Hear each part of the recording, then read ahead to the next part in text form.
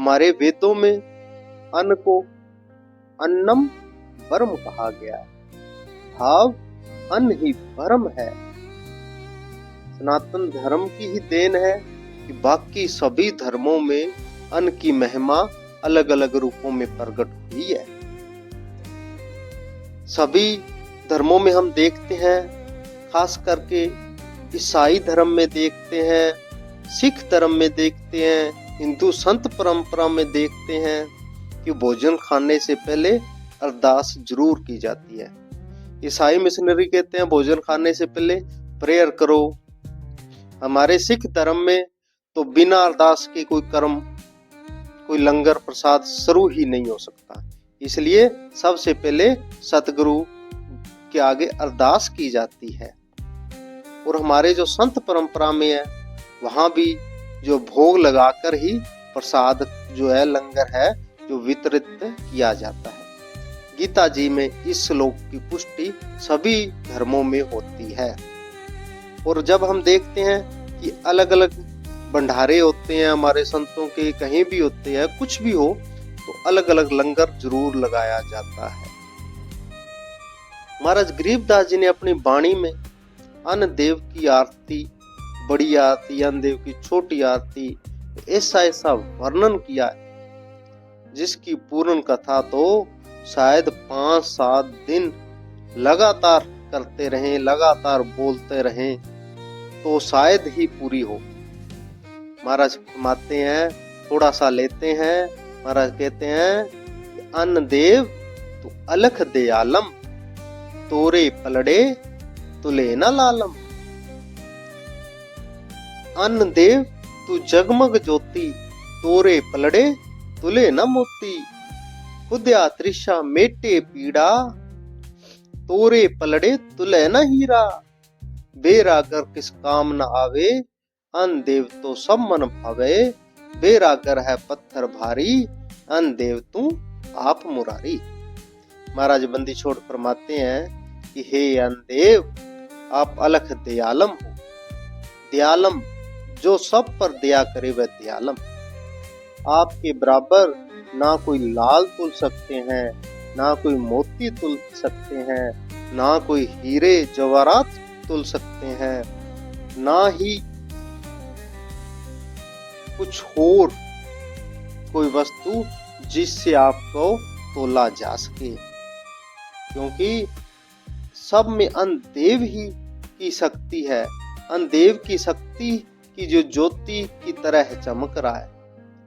अन्न ही है जो सबके मन की वासना को पूरी करता है, सबके अंदर तृप्ति पूरी करता है।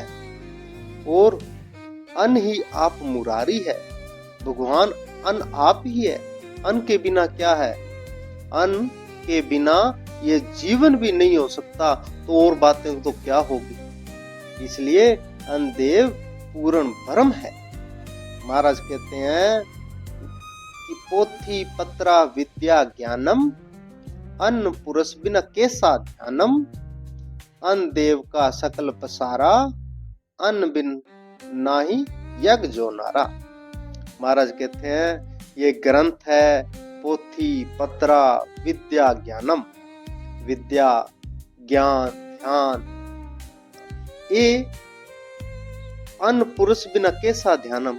अगर रोटी नहीं खाई होगी, अगर अन्न नहीं खाया होगा, तो क्या कोई पढ़ लेगा, क्या कोई ज्ञान कर लेगा, क्या कोई ध्यान कर लेगा। सबकी जो आस है अन्न देव से ही पूरी होगी। बिना अन्न देव के किसी का कुछ भी भला होने वाला नहीं है। सब ज्ञान, ध्यान, विद्या अन्न के बिना नहीं हो सकती। क्योंकि जब हमको भूख लगी हो तो मन में खाने पीने के विचार ही चलते हैं। अगर हम ग्रंथ हैं, ये ग्रंथों को पढ़े देखेंगे और भूख लगी है, 2 दिन से रोटी नहीं लगी, तो हमें ऐसे झलक पड़ेंगे जैसे ये ब्रेड पड़े।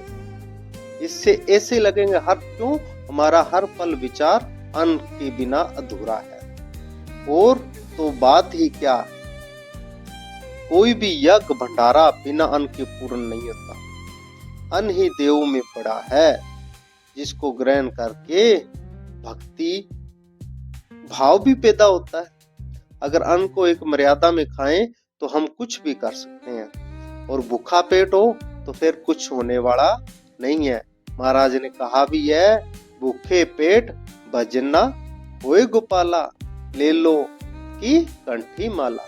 कि भूखे पेट कोई कहे भी भजन कर तो कहते हैं भी आपकी माला आप हमें तो पहले खाना खिलाओ, रोटी खिलाओ, फिर ही कोई भजन हो सकता है।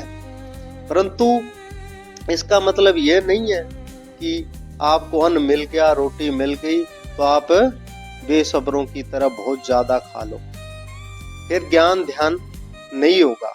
ज्ञान ध्यान कब होगा? महाराज गरीबदास जी फरमान करते हैं, कहते हैं प्रथम अंजल संजम राखे, योग लक्षण सब सतगुरु भाषे। भाव कि जो अन्न है, दयालम है, इससे सब सर्कल चल रहा है, इसलिए इसको पूर्णतः अंजल संजम से खाना चाहिए, बेसब्रों की तरह नहीं खाना चाहिए। एक खाने की उचित मात्रा है होनी चाहिए, जिसमें अंजल संजम राखे, योग लक्षण तब सतगुरु भाषे। जब अच्छे से खाए होगा तो उसको ज्ञान भी सुन सकता है, वो ध्यान भी लगा सकता है। जिसको 2 रोटी की खाने की भूख हो, अगर वो 10 रोटी खा के सत्संग में जाएगा तो वो जाता ही सो जाएगा, वो ज्ञान कहाँ सुन पाएगा। और अगर ज्ञान ही नहीं सुनेगा तो फिर वो ध्यान कहाँ लगेगा, क्योंकि ध्यान लगाने से पहले उसको नींद आ जाएगी। इसलिए अंजल संजम राखे, योग लक्षण सब सतगुरु भाषे। इसके लिए अन्न की भी एक महिमा है, ये बहुत विस्तारित वाणी है, इस पर अलग से हम 5-7 वीडियो बनाएंगे। पूरी वीडियो सुनने के लिए नीचे दिए गए डिस्क्रिप्शन में लिंक पर क्लिक करें और हमारे YouTube चैनल गरीबदास बाणी के अर्थ को सब्सक्राइब